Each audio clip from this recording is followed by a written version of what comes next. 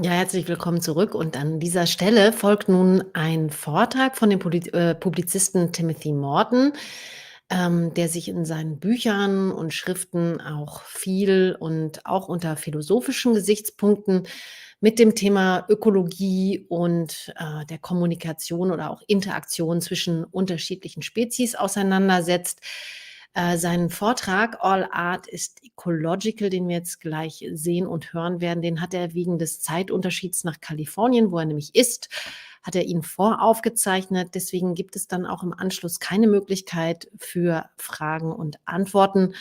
Aber an dieser Stelle jetzt immerhin sein Input. Well, hello there. It's a great honor to be talking with you today. My name's Tim, and they say that I'm a philosopher. Now, when they say that, what do you hear? Do you hear somebody who has big ideas? Because that's what a lot of people think philosophy is. And in fact, quite a lot of philosophers think that they should have big ideas and then compare the size of their big idea to the size of other people's big ideas. And I wonder where they got that from. I, though, on the other hand, think that philosophy means the love of wisdom. And that's really two emotions, love and wisdom. And wisdom is an emotion, okay? I mean, if you had a choice between wisdom is a series of instructions or a set of concepts on a fortune cookie, or wisdom is a feeling, I think you would go with the latter. I think you would go with wisdom as a feeling. And I think that ideas are really like lampposts. You know, emotion is movement, right? Emotion, it's movement. And you're moving down a street. The street is called wisdom. Maybe you're skating down the street, or you're driving down the street, hopefully in your electric car. And you shouldn't look too carefully at the lampposts, because if you do, then you're going to get wrapped around one and crash. It's the movement is the important thing. I'll give you an example. About 10 years ago, I started to write a book called Hyperobjects, which has become very popular. It's great to have this word, hyperobject. It's like the word Rumpelstiltskin, right? It means that you know the name of the demon, and when you say the demon's name, you have some power over that demon. On the other hand, it's kind of a scary, intense, intimidating word, and I don't think I'm interested in scaring people or being intimidating right now. I think we're past that. I think that's so 2015. I think we've all got the hyperobject feeling, and it's more important. It's called coronavirus.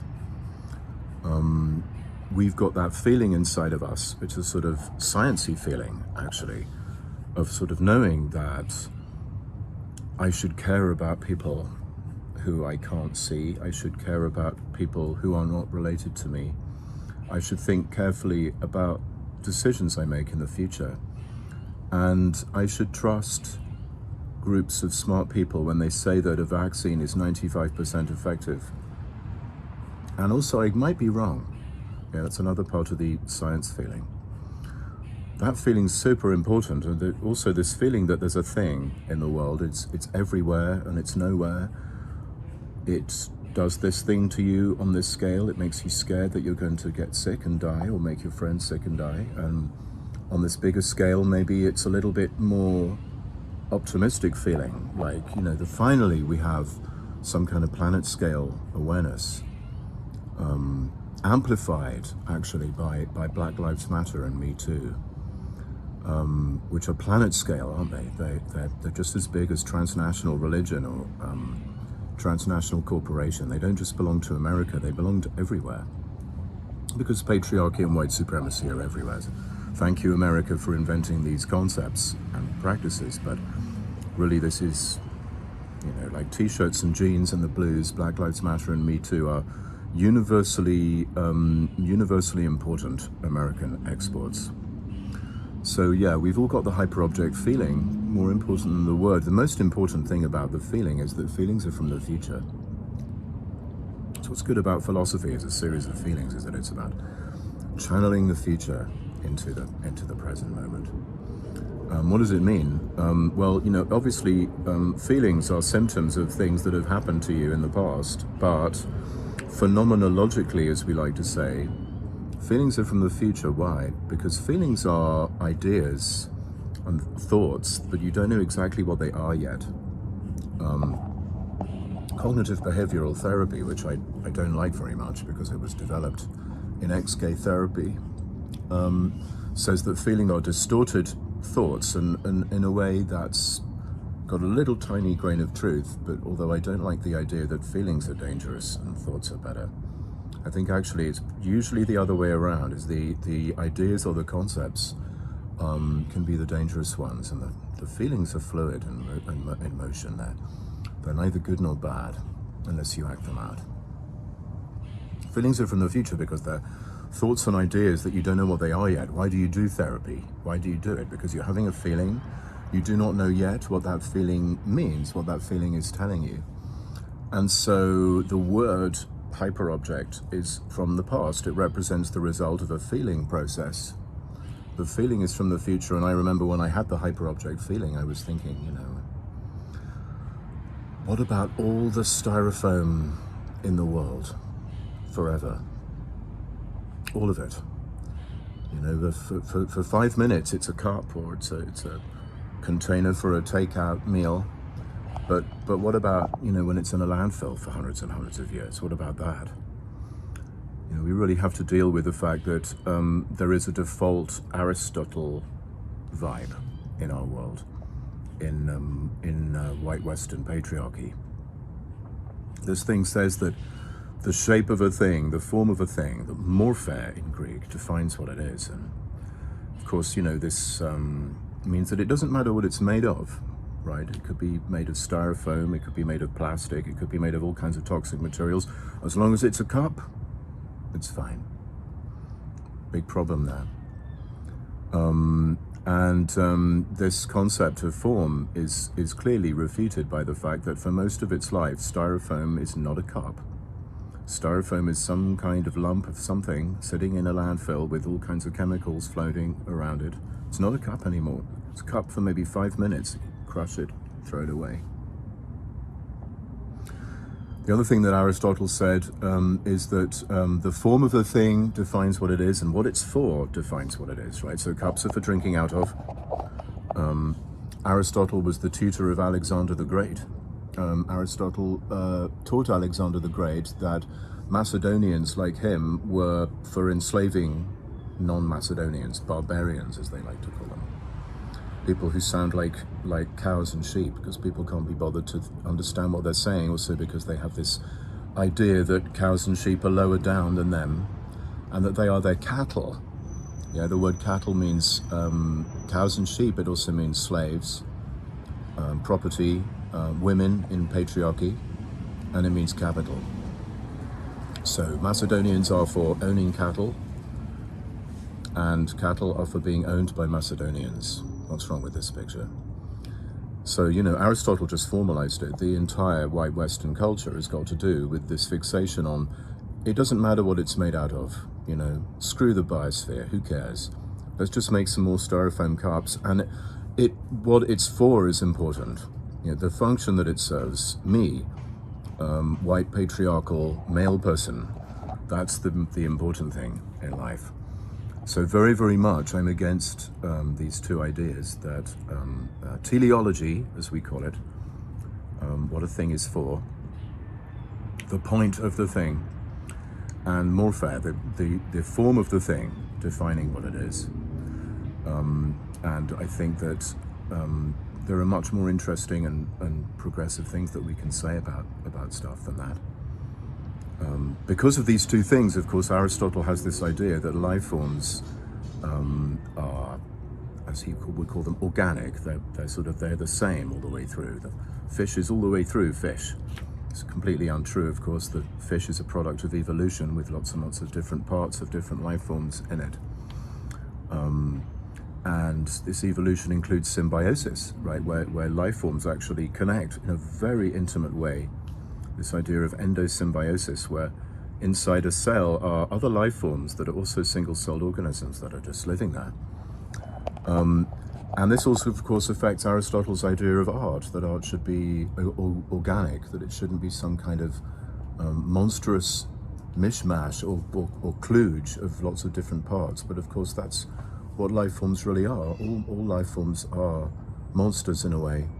Chimera is the Greek word. It's an interesting word because it means both monster and illusion.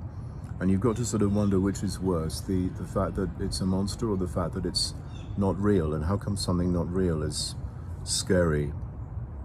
There's a real fear here of the notion of illusion, of the notion of an aesthetic dimension. But this aesthetic dimension is exactly where all the stuff happens that is to do with science.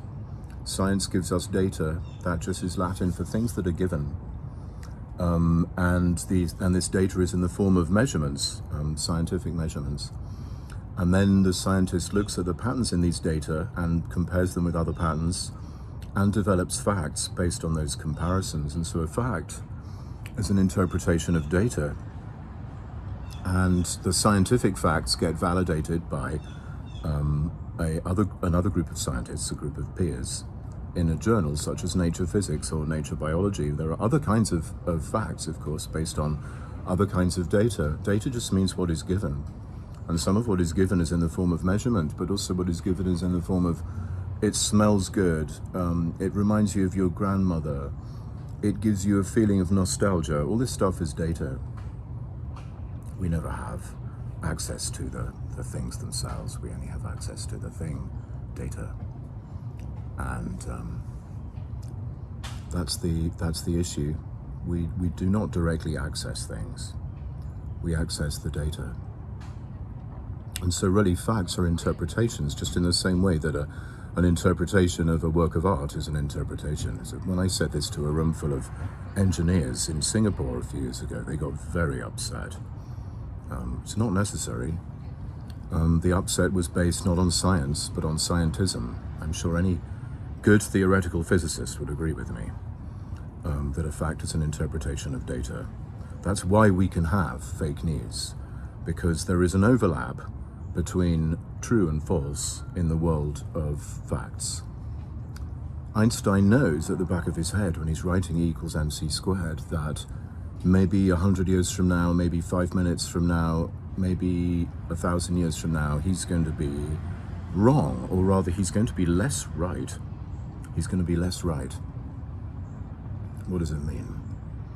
It means that scientific truth is statistical. You know, Newton's laws are still true in an Einstein world. They're just true a bit less. We've got to get used to this science world. We've got to get used to this world in which true doesn't mean black versus white. True doesn't mean, if you don't agree with me, I'm going to torture you until you do agree with me. That's medieval true. That's authority true. We don't want authority true. We want consensus true. We want democracy true. And we all need to feel a little bit like scientists. That's what I think. And I don't think it's so hard. I don't think we need some special degree or some money to pay for a degree to feel like a scientist. I think there's a science feeling. Like, why do you become a scientist at all? Because you have this feeling, you have this sciencey feeling. And what is the sciencey feeling? Well, it's a mixture of all kinds of things. But I feel like one of my jobs is to try to encourage people to feel more like scientists. One of the parts of the feeling is maybe I'm wrong. Maybe I'm completely wrong, or a little bit wrong. Maybe the things in my head aren't accurate. So that's a good way to be. Another part of the feeling is I'm ready to be surprised. I'm ready to be amazed. Another aspect of the feeling is I'm okay with being a little bit scared or grossed out or disgusted. In fact, I'm ready to be in love with my world, but also not rejecting things because I find them peculiar or disorienting or disgusting. So imagine a geologist, and she's holding a rock and she's realizing, wow, this rock is 1 billion years old, and I have to be responsible for this. And I speak to geology PhD students, and they tell me that they get very kind of vertigo feeling from having to be responsible for this fact. It's so much bigger than them. But somehow they learn to become big enough to swallow this fact. Well, think about a physicist and they're looking at a black hole.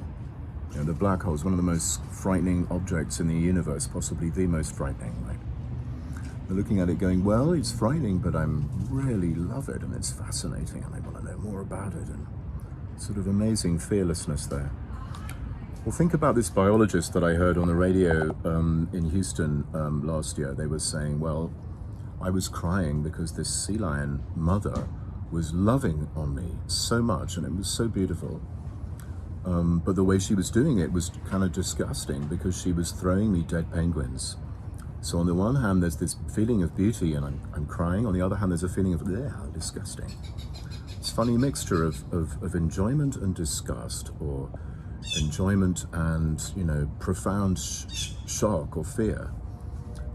Is a sciencey feeling. And you know what's really fun about that feeling is we know what it is. There's one word for it invented by Charles Baudelaire called ennui. And there is a whole practice of art having to do with it called aestheticism from the late 19th century. Think about the music of Claude Debussy. The idea is to accept not just beautiful things, but things that are difficult to assimilate, things that might even seem disgusting or gross. Not that shit is the same thing as chocolate mousse, but that it isn't.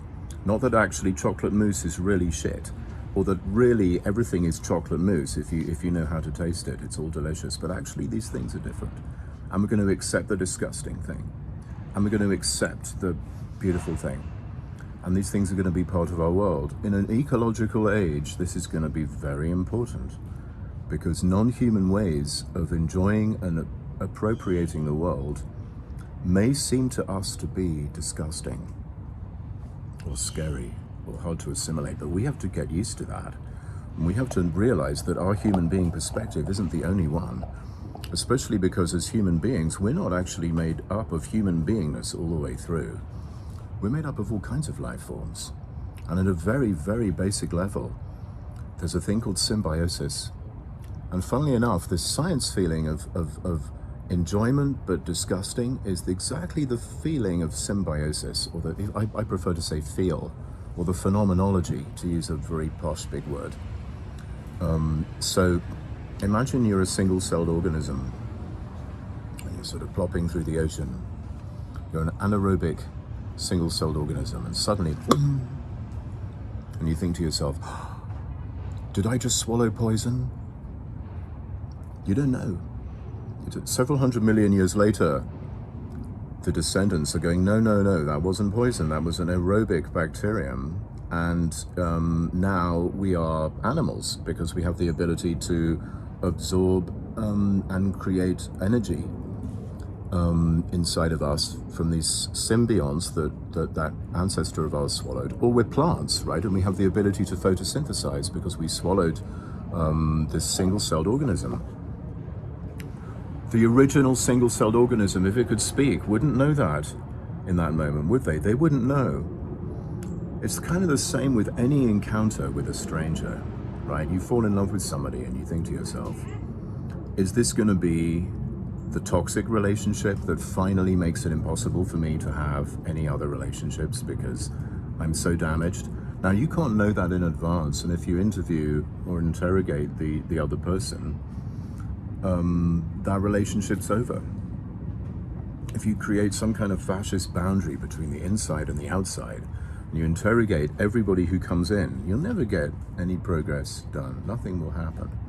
You just create more death. The kind of death that we've been over-invested in white Western patriarchy for thousands of years. The thing that Freud calls death drive. The attempt to maintain a protective wall between oneself and the other all the time. It starts off perhaps as wanting to protect, but then it soon turns into destroying everything in the name of this protection. And it wants to become more and more efficient at it. And the most efficient version that we have of the so-called civilization is called neoliberal capitalism. If Karl Marx knew the phrase adaptive AI, and if he knew the phrase machine learn, he could have written Das Kapital, Volume 1, on the back of a fortune cookie. He could have said, capitalism is an adaptive AI that machine learns how to extract life from the biosphere without stopping. That's what it's doing. It's an algorithm, it's a recipe, it's a series of instructions that just keep on executing until we figure out to modify it, seriously modify it, or just stop it. What we really want is a world not based on efficiency, because efficiency is munching the biosphere down to nothing. What we require is a world based on creativity. In other words, a world based on the future. We want a world based on futureness. This idea that things could be different. What's it called? It's called being an artist. When you're an artist, you are okay with things failing and falling apart, and maybe I should try this, and maybe this doesn't work, and maybe let's try this again, and maybe this thing works up to here, but it doesn't work up to here. That's the kind of world we need. We need a world that's going to feel to us much less efficient, because we're addicted to efficiency.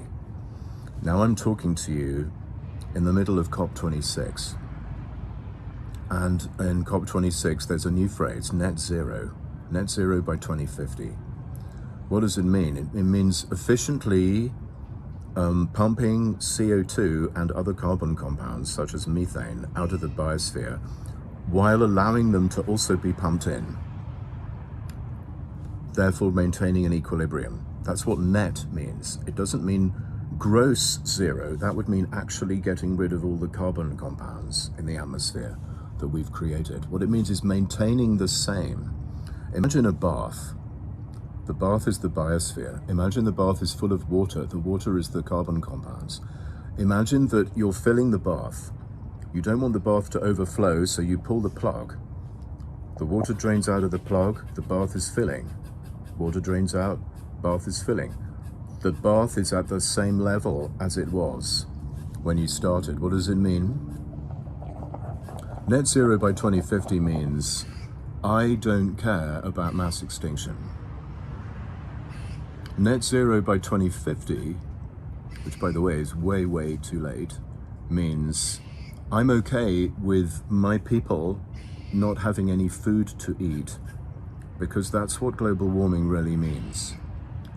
We're seeing now that some parts of the world are bursting into flame, and we're seeing now that some parts of the world are getting covered with water. All parts of the world. There's no hiding place from the biosphere as such. It's everywhere.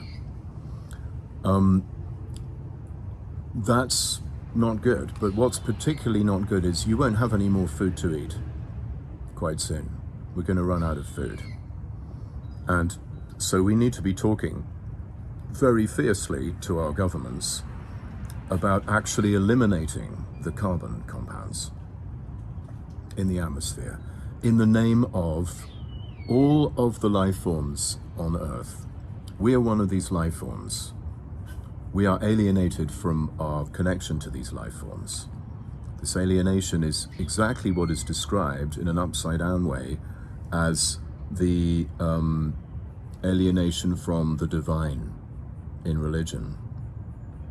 Ludwig Feuerbach had a point when he said that when you look at the phrase God is love, what it really means is love is God. The human being powers are actually divine, and we keep displacing them onto, great big old white psychopath who wants to kill us.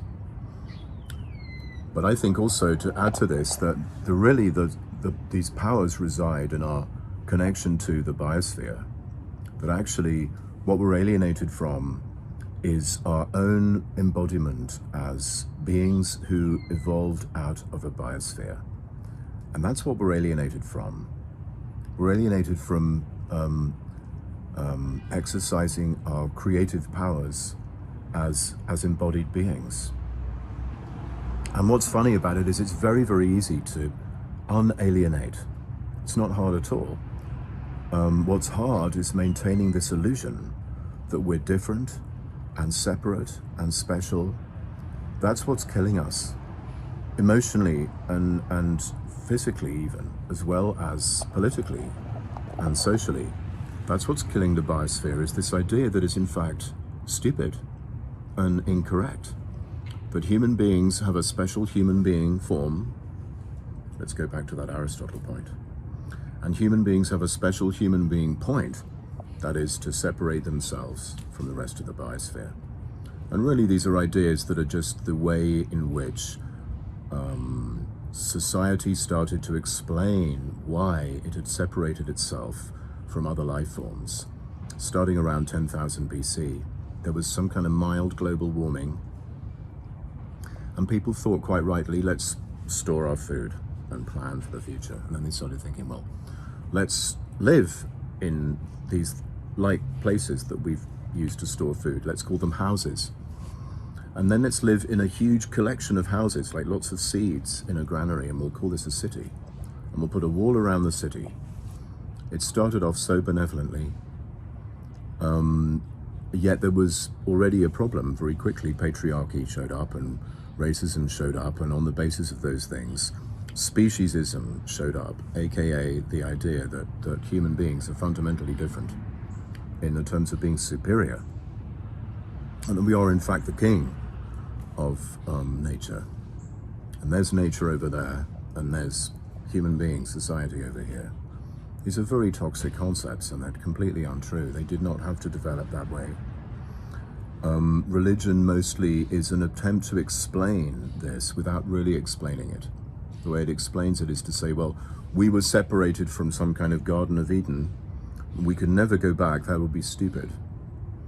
Then along comes art, right, in the form of drama, to kind of explain the same thing. To say, you know, if you attempt to escape from your fate as a separate human being, you will make it much, much worse.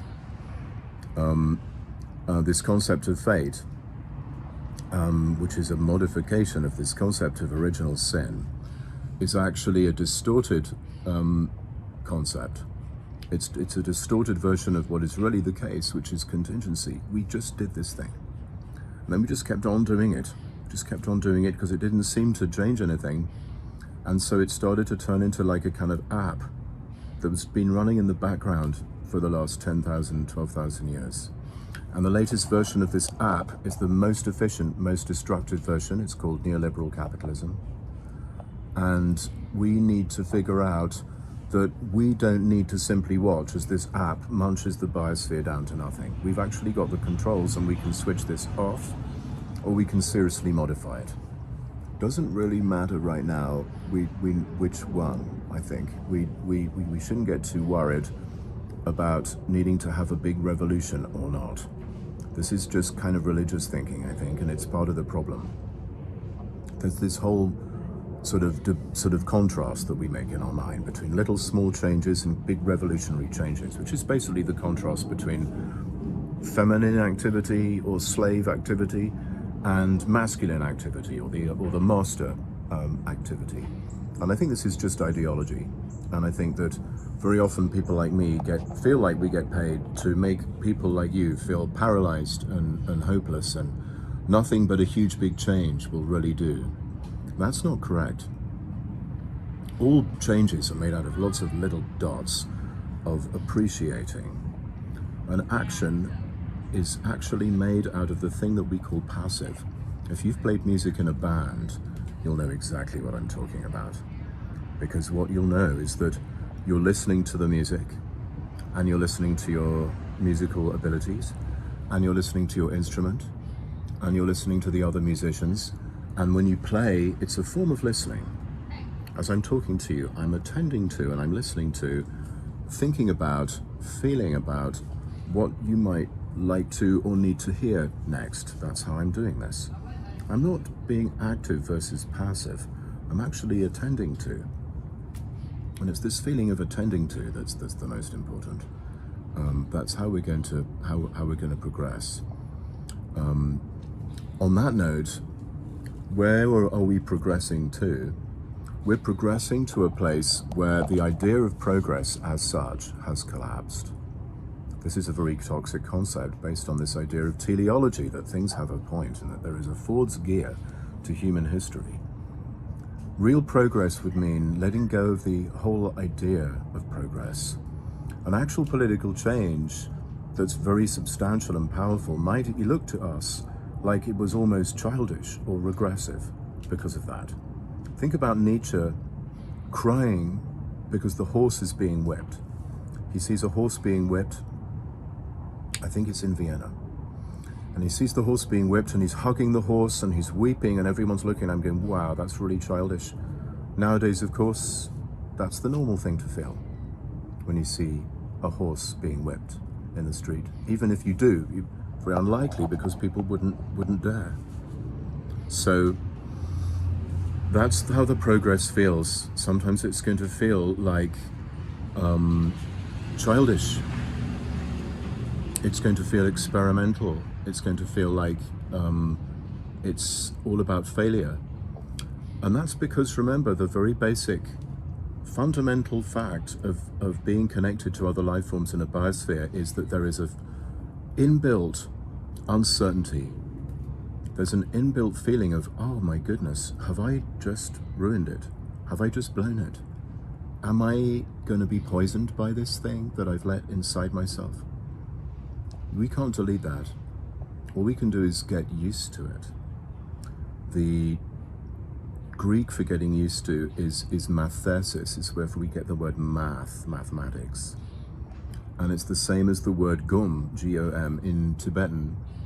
And that's the word for meditation. And what is this meditation? It means communing with. Communing with. That's what math is. Calculation is part of math. But what math really is communing with. Whether you're communing in a frustrated way because you can't do the equation, or whether you suddenly realize, wow, the equation is transparent, I can see the answer is in the question. Either way around, you're there, on that math wall that's communing. That's the most important.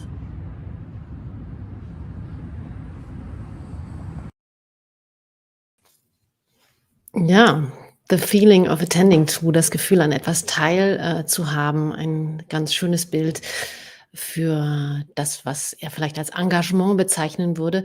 Der Publizist Timothy Morton war das, mit, recht philosophischen Gedanken zum Thema „All Art is ecological“. Und wie vorhin schon gesagt, es gibt wegen der Zeit, oder wegen des Zeitunterschieds nach Kalifornien an dieser Stelle eben keine Möglichkeit, live Fragen zu stellen. Das war ja ein voraufgezeichneter Vortrag. Ich würde an dieser Stelle noch mal daran erinnern, dass wir diesen Fragebogen, per Link zur Verfügung gestellt haben zu den HoloLabs. Der Link steht im Chat und, das wäre toll, wenn Sie, den ausfüllen würden. Die Einschätzungen sind wichtig, auch für die Weiterentwicklung des Programms, und wir würden, dann auch, später in der Schlussrunde so eine erste Auswertung vornehmen von, diesem Fragebogen beziehungsweise den Antworten darin. Und an dieser Stelle verabschiede ich mich jetzt auch erstmal in die Pause. Hier geht's gleich in 'ner halben Stunde weiter um 13:30 Uhr. Dann erstmal mit 2 parallel laufenden Talks. Einmal, der Vortrag „The Unnatural, That Too is Natural: Bioart and Synthetic Biology“ von der Künstlerin Anna Dumitriu, und dann noch der Talk „Software als Werkzeug nachhaltiger Digitalisierung“ von Erik Albers. Beide Vortragenden geben im Anschluss dann um 14:15 Uhr auch noch Workshops für diejenigen, die sich registriert haben. Jetzt gibt's aber erstmal eine Pause bis 13:30 Uhr und wir sehen uns dann wieder. Tschüss.